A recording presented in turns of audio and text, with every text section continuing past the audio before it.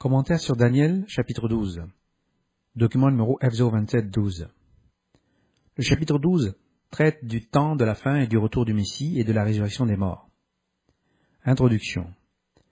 Ici, nous nous trouvons face à la fin du système mondial et du fait que la force du peuple saint sera brisée. À ce moment-là, Michael, le grand Elohim ou prince de notre peuple, se lèvera avec l'armée. Ce temps de trouble ou de détresse est le plus grand que le monde ait connu. À ce moment-là, Christ viendra sauver ceux qui l'attendent avec impatience. Nous verrons se produire la première résurrection, puis nous établirons le millénium que Christ gouvernera pendant 1000 ans. Et ensuite, nous procéderons à la deuxième résurrection et à la rééducation, entre parenthèses recyclage, de tous ceux qui ont vécu depuis la création adamique. Apocalypse chapitre 20. Nous lisons dans Daniel 12, versets 1 à 13. En ce temps-là se lèvera Michael, le grand chef, le défenseur des enfants de ton peuple, et ce sera une époque de détresse, telle qu'il n'y en a point eu de semblable depuis que les nations existent jusqu'à cette époque. En ce temps-là, ceux de ton peuple qui seront trouvés inscrits dans le livre seront sauvés. Plusieurs de ceux qui dorment dans la poussière de la terre se réveilleront, les uns pour la vie éternelle, et les autres pour l'opprobre, pour la honte éternelle. Ceux qui auront été intelligents brilleront comme la splendeur du ciel, et ceux qui auront enseigné la justice à la multitude brilleront comme les étoiles, à toujours et à perpétuité. Toi, Daniel, tiens secrètes ces paroles, et scelle le livre jusqu'au temps de la fin. Plusieurs alors le liront, et la connaissance augmentera. Et moi, Daniel, je regardais, et voici deux autres hommes se tenaient debout, l'un en deçà du bord du fleuve, et l'autre au-delà du bord du fleuve. L'un d'eux dit à l'homme, vêtu de lin, qui se tenait au-dessus des eaux du fleuve, « Quand sera la fin de ces prodiges ?» Et j'entendis l'homme vêtu de lin qui se tenait au-dessus des eaux du fleuve. Il leva vers les cieux sa main droite et sa main gauche. Et il jura par celui qui vit éternellement que ce sera dans un temps, des temps et la moitié d'un temps, et que toutes ces choses finiront quand la force du peuple saint sera entièrement brisée. J'entendis, mais je ne compris pas. Et je dis, « Mon Seigneur, quelle sera l'issue de ces choses ?» Il répondit, « Va, Daniel, car ces paroles seront tenues secrètes et scellées jusqu'au temps de la fin. Plusieurs seront purifiés, blanchis et épurés. Les méchants feront le mal, et aucun des méchants ne comprendra. Mais ceux qui auront de l'intelligence comprendront. Depuis le temps où cessera le sacrifice perpétuel, et où sera dressée l'abomination du dévastateur, il y aura 1290 jours. Heureux celui qui attendra, et qui arrivera jusqu'à 1335 jours. Et toi, marche vers ta fin.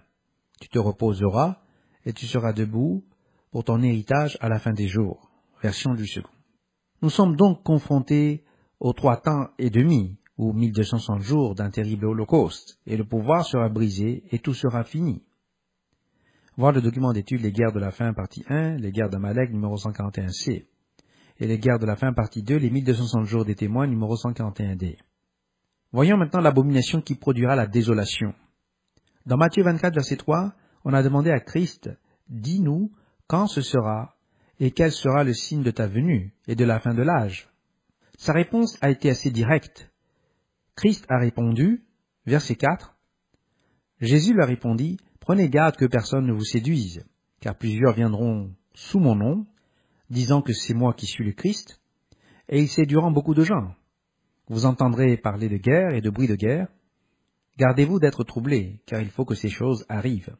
Mais ce ne sera pas encore la fin. Une nation s'élèvera contre une nation et un royaume contre un royaume, et il y aura en divers lieux des famines et des tremblements de terre. Tout cela ne sera que le commencement des douleurs. Alors on vous livrera au tourment, et l'on vous fera mourir, et vous serez haïs de toutes les nations à cause de mon nom. Alors aussi plusieurs succomberont, et ils se trahiront, se haïront les uns les autres. Plusieurs faux prophètes s'élèveront, et ils séduiront beaucoup de gens. Et parce que l'iniquité se sera accrue, la charité du plus grand nombre se refroidira. Mais celui qui persévérera jusqu'à la fin sera sauvé. Cette bonne nouvelle du royaume sera prêchée dans le monde entier, pour servir de témoignage à toutes les nations. Alors viendra la fin.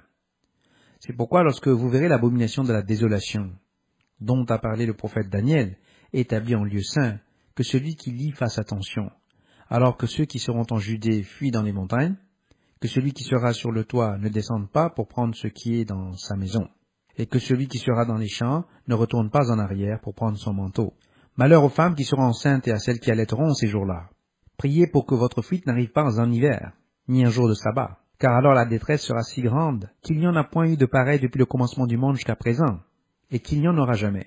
Et si ces jours n'étaient abrégés, personne ne serait sauvé. Mais à cause des élus, ces jours seront abrégés. Si quelqu'un vous dit alors, le Christ est ici, ou il est là, ne le croyez pas, car il s'élèvera de faux Christ et de faux prophètes. Ils feront de grands prodiges et des miracles, au point de séduire, s'il était possible, même les élus. Voici, je vous l'ai annoncé d'avance. Si donc on vous dit, voici il est dans le désert, n'y allez pas. Voici il est dans les chambres, ne le croyez pas. Car comme l'éclair part de l'Orient et se montre jusqu'en Occident, ainsi sera l'avènement du Fils de l'homme. En quelque lieu que soit le cadavre, là s'assembleront les aigles. Aussitôt après ces jours de détresse, le soleil s'obscurcira, la lune ne donnera plus sa lumière, les étoiles tomberont du ciel, et les puissances des cieux seront ébranlées. Alors le signe du Fils de l'homme paraîtra dans le ciel. Toutes les tribus de la terre se lamenteront. Et elles verront le Fils de l'homme venant sur les nuées du ciel avec puissance et une grande gloire. Il enverra ses anges avec la trompette retentissante, et ils rassembleront ses élus des 4 vents, depuis une extrémité des cieux jusqu'à l'autre. Instruisez-vous par une comparaison tirée du figuier. Dès que ses branches deviennent tendres, et que les feuilles poussent, vous connaissez que l'été est proche. De même, quand vous verrez toutes ces choses, sachez que le Fils de l'homme est proche à la porte. Je vous le dis en vérité, cette génération ne passera point que tout cela n'arrive. Le ciel et la terre passeront, mais mes paroles ne passeront point. Pour ce qui est du jour et de l'heure, personne ne le sait, ni les anges des cieux, ni le Fils, mais le Père seul. Ce qui arriva du temps de Noé arrivera de même à l'avènement du Fils de l'homme. Car dans les jours qui précédèrent le déluge, les hommes mangeaient et buvaient, se mariaient et mariaient leurs enfants jusqu'au jour où Noé entra dans l'arche. Et ils ne se doutèrent de rien, jusqu'à ce que le déluge vînt et les emporta tous. Il en sera de même à l'avènement du Fils de l'homme. Verset 40. Alors de 2 hommes qui seront dans un champ, l'un sera pris et l'autre laissé. De 2 femmes qui moudront à la meule, l'une sera prise et l'autre laissée. Veillez donc, puisque vous ne savez pas quel jour votre Seigneur viendra. Sachez-le bien, si le maître de la maison savait à quelle veille de la nuit le voleur doit venir, il veillerait et ne laisserait pas percer sa maison. C'est pourquoi vous aussi tenez-vous prêts, car le Fils de l'homme viendra à l'heure où vous n'y penserez pas. Quel est donc le serviteur fidèle et prudent que son maître a établi sur ses gens pour leur donner la nourriture au temps convenable? Notez que la référence est directement à ce texte dans Daniel 12, verset 11. L'abomination qui cause la désolation est établie sur le mont du Temple vers la fin des 1260 jours des témoins, au retour du Messie. L'avènement n'est pas une chose privée effectuée par Christ en secret. L'abomination constitue une arme de destruction qui est établie à la mort des témoins avant la venue du Christ, dans le but d'empêcher son arrivée. Elle provoquera une grande tribulation, et on conseille aux gens de surveiller sa mise en place, et de fuir Jérusalem immédiatement. Alors, la première résurrection nous verra être amenés à Jérusalem, et le monde sera ramené à Megiddo et subjugué. Se référer au document d'étude Les guerres de la fin, partie 3, Armageddon et les coupes de la colère de Dieu, numéro 141E. Le monde va faire la guerre contre Christ et cherchera à le détruire. Se référer au document d'étude Les guerres de la fin, partie 3B, la guerre contre Christ, numéro 141E-2.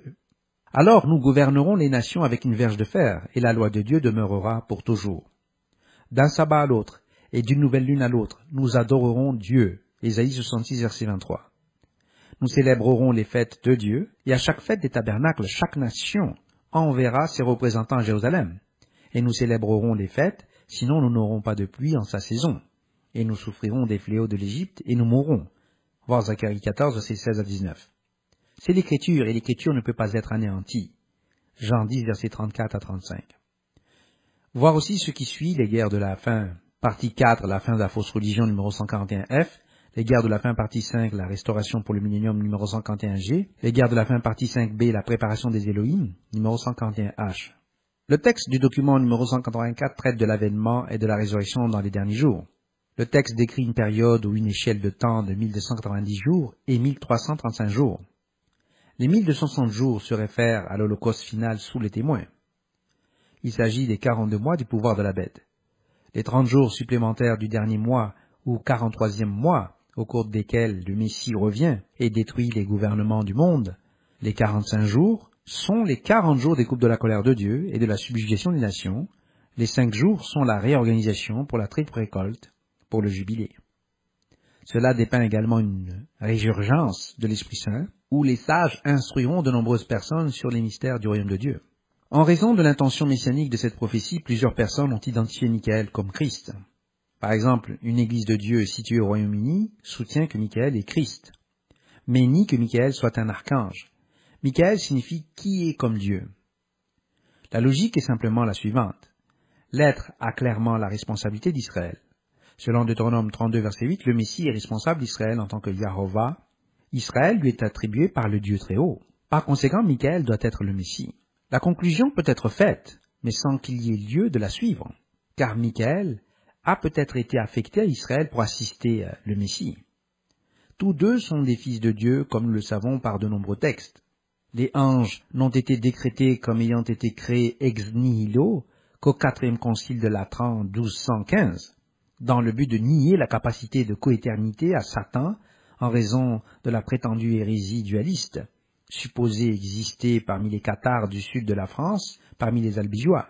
De nombreuses branches de l'Église de Dieu ont fait ce saut logique au cours des siècles, et ce saut reste encore indéterminé au regard des preuves bibliques dont nous disposons. Michael et le Messie sont tous deux fils de Dieu, et de là ils participent à l'Esprit Saint de Dieu en tant que des fils. Voir le document d'étude Christ et l'archange Michael, numéro 076B2. Les choses dites au cours de cette séquence se sont réalisées et se développent maintenant pleinement. En l'année 2016, le 8 novembre, le président Donald J. Trump a été élu, puis investi le 20 janvier 2017. Il essaie maintenant de démêler le gouffre de la mondialisation que sont devenus les États-Unis. L'invasion de l'Europe a eu lieu, et la communiste mondialiste Merkel a mis l'Europe en crise avec l'invasion invitée de l'Europe, et cette invasion a presque paralysé le Royaume-Uni. La France, les Pays-Bas et l'Italie sont en rébellion. Le Royaume-Uni a voté pour le Brexit le 23 juin 2016, et il a été frustré par les traîtres mondialistes des mouvements travaillistes et conservateurs, ainsi que par le SNP, le Parti national écossais, et les Lib Dem, les libéraux démocrates. Les Lords sont un repère de vipères qui cherchent à contrecarrer la liberté de la Grande-Bretagne. Les tribunaux sont des traîtres déclarés. Nous passerons par cette séquence au cours du prochain cycle d'années jusqu'en 2027. Ensuite, entrer dans le millénaire de 2028 à 2077, lors du Jubilé d'or. Voir le document d'étude, le Jubilé d'or numéro 300.